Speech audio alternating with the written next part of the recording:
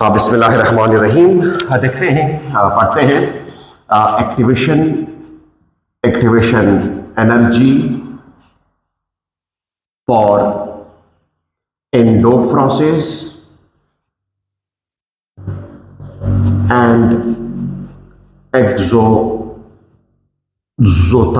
फ्रोसिस, दोनों के लिए, क्योंकि हमारे पास रिएक्शंस या तो एंडोथर्मिक होंगे मोस्टली या तो एक्सोथर्मिक होंगे।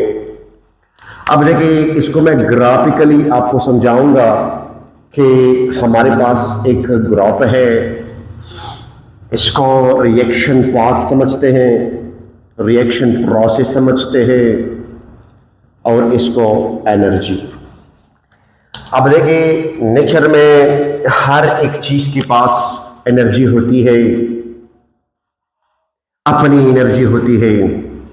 अब इस यहां तक जितनी भी एनर्जी है, इस एनर्जी को हम बोलते हैं नॉर्मल एनर्जी, और इसको हम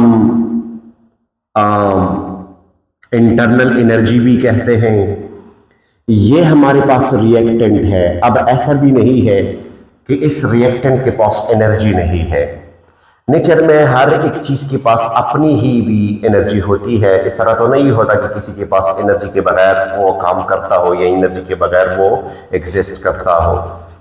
अब चेक कर ले, ये इनके पास अपनी एनर्जी है, लेकिन एनर्जी इतनी सी है।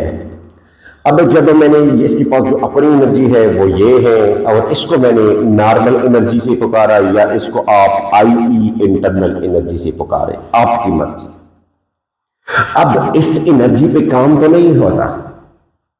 अब फॉर एग्जांपल, मैं दूर कहीं से कोई चीज लेता हूं, वहां पे मैं पैदल तो नहीं चल सकता। हाँ, कुछ ना कुछ 1-1.5 किलोमीटर तक तो मैं जा सकता हूं, क्योंकि वो मेरे पास अपनी ही एनर्जी है। लेकिन उस एनर्जी से मैं उस चीज को नहीं ले सकता। अब उसके बाद फॉर एग्जाम्पल 1 किलोमीटर या 1.5 किलोमीटर के बाद मुझे कोई गाड़ी मिल रही है। जो गाड़ी मिल जाए तो इसका मतलब है जो एक्स्ट्रा अमाउंट ऑफ एनर्जी था वो गाड़ी ने मुझे दी, कि मैं वहां जाके गाड़ी के जरिए मैं वहां चला गया तो मैंने वो चीज ली। तो इसका मतलब है एक्स्ट्रा अमाउंट में एनर्जी आ गई। अब जब एक्स्ट्रा अमाउंट में एनर्जी आ जाए, और वो ऐसी एनर्जी है, वो काम वाली एनर्जी है, वो काम वाली एनर्जी हो, चेक कर ले, वो काम वाली एनर्जी है। अब ये काम वाली एनर्जी जो है, इससे हम क्या करेंगे, इसे हम काम चलाएंगे, ये वाली एनर्जी से हम काम चलाएंगे। अब देखिए, यहां पर चेक करो आप स्टूडेंट कि यहां पर कुछ यू है कि यहां पर ये गैप चेक कर लो। ये वाला जो एनर्जी है, ये जो है, इसको हम एक्टिवेशन एनर्जी कहते हैं, लेकिन ये एक्टिवेशन एनर्जी नहीं है स्टूडेंट। यहां से यहां तक जो है, यहां से यहां तक, ये एक्टिवेशन एनर्जी है। यानी एक रिएक्टेंट को प्रोडक्ट में कन्वर्जन के लिए, एक रिएक्टेंट को प्रोडक्ट में क्या करने के लिए, कन्वर्जन के लिए इतनी एनर्जी चाहिए, इतनी एनर्जी चाहिए, यानी एक्स्ट्रा अमाउंट में एनर्जी चाहिए। यानी द मिनिमम एक्स्ट्रा अमाउंट, यानी द एक्स्ट्रा अमाउंट, यानी the minimum energy required, the minimum extra amount of energy required for a reactant to change into a product, यानी इस अमाउंट से ये रिएक्टेंट जो है किस में कन्वर्ट होगा, प्रोडक्ट ही में कन्वर्ट होगा। अब प्रोडक्ट में कन्वर्जन के लिए हमारे पास क्या चाहिए, हमारे पास एनर्जी चाहिए। क्या चाहिए, एनर्जी चाहिए। अब जो एनर्जी चाहिए उसको मैंने क्या समझा, उसको मैंने एक्टिवेशन एनर्जी ही समझा। अब देखिए, एक एनर्जी वो थी जो रिएक्टेंट के पास खुद की थी, और एक एनर्जी वो है जो गाड़ी ने मुझे दी, यानी एक्स्ट्रा अमाउंट में मुझे मिला, वो एनर्जी मिली।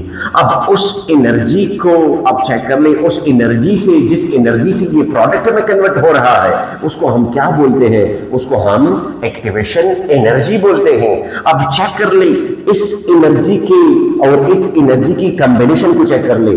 अगर हम एक्टिवेशन एनर्जी को और नॉर्मल एनर्जी के किसको देके, कॉम्बिनेशन को, सम को देके, यानी यहां से और यहां तक ये सम, यानी दोनों को सम अप करें, तो इसको हम स्टूडेंट बोलते हैं थ्रीशोल्ड एनर्जी। इसको हम क्या बोलते हैं? Threshold energy.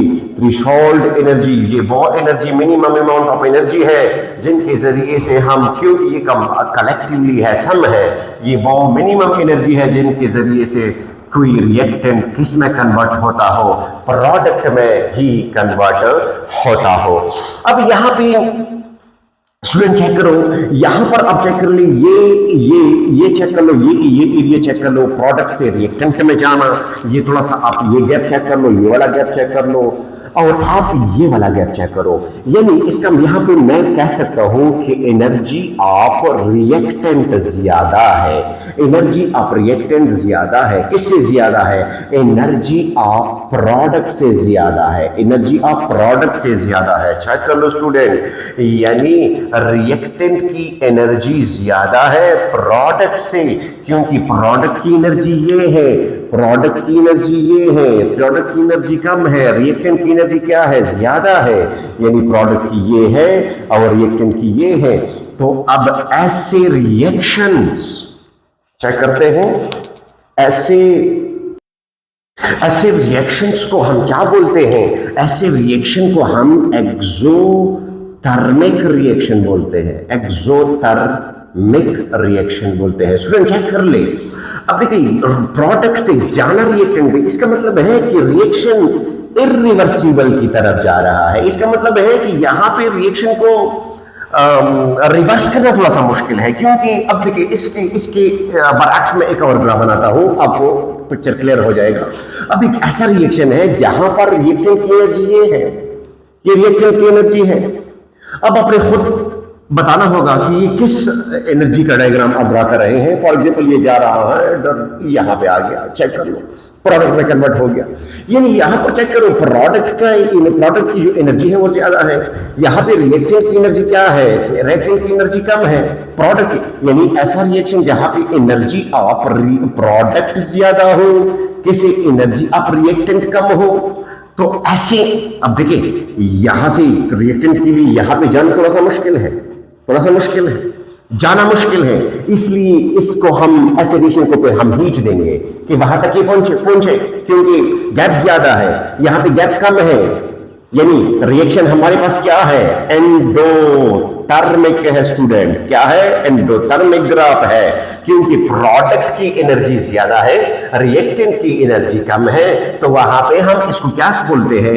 Endothermic process, endothermic reaction ही हम इसको क्या करते हैं? डिस्क्राइब करते हैं। अब देखिए यहां पे क्या बन रहा है? एक्टिवेटेड कॉम्प्लेक्स बन रहा है, और एक्टिवेटेड कॉम्प्लेक्स का मतलब है कि यहां पे ट्रांजिशन स्टेट बन रहा है, और in heat of enthalpy del H यहां पे क्या होना चाहिए? पॉजिटिव। और यहां पे डेल एच क्या होना चाहिए? Del H should be negative, क्योंकि एक सिस्टम को हम हीट प्रोवाइड कर रहे हैं और एक सिस्टम से हीट जा रहा है, सिस्टम से हीट माइनस हो रहा है। तो स्टूडेंट चेक कर लो, यहां पर अगर ये इस डायग्राम इस बैरियर को क्रॉस करता है, तो इस बैरियर को क्रॉस करने के लिए इसको एनर्जी चाहिए। यहां पे इस बैरियर को क्रॉस करने के लिए एनर्जी चाहिए, लेकिन स्टूडेंट याद रखना, यहां पे आपको ज्यादा अमाउंट में एनर्जी चाहिए, यहां पे कम अमाउंट में एनर्जी देनी भी नहीं पड़ती, क्योंकि वो एक्सोथर्मिक प्रोसेस है, बहुत कम गैप है रिएक्टेंट और एक्टिवेटेड कॉम्प्लेक्स में। रिएक्टेंट और एक्टिवेटेड कॉम्प्लेक्स में बहुत कम गैप है, रिएक्टेंट और एक्टिवेटेड कॉम्प्लेक्स में बड़ा गैप हो। यानी रिएक्टेंट और एक्टिवेटेड कॉम्प्लेक्स में गैप बड़ा हो एंडोथर्मिक, रिएक्टेंट और एक्टिवेटेड कॉम्प्लेक्स में गैप छोटा हो तो हम इसको क्या बोलते हैं? एक्सोथर्मिक प्रोसेस बोलते हैं। आप ये भी कह सकते हैं कि प्रोडक्ट और एक्टिवेटेड कॉम्प्लेक्स में जो गैप है वो क्या हो? कम हो।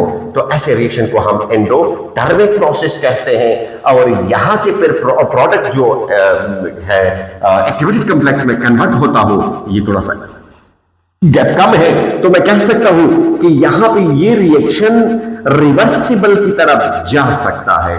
तो ये स्टूडेंट दोनों रिएक्शन, दोनों एक्टिवेशन एनर्जी की डायग्राम है for endothermic process and for exothermic process. इंशाल्लाह स्टूडेंट उम्मीद है कि आप लोगों को ये समझ में आया हो। पढ़ लो और इसके साथ साथ आप बुक भी स्टडी करें। इंशाल्लाह ऐसा कोई पॉइंट नहीं होगा जो मैंने ना पढ़ाया हो। उम्मीद है कि आपको समझ में आया हो। Thank you very much.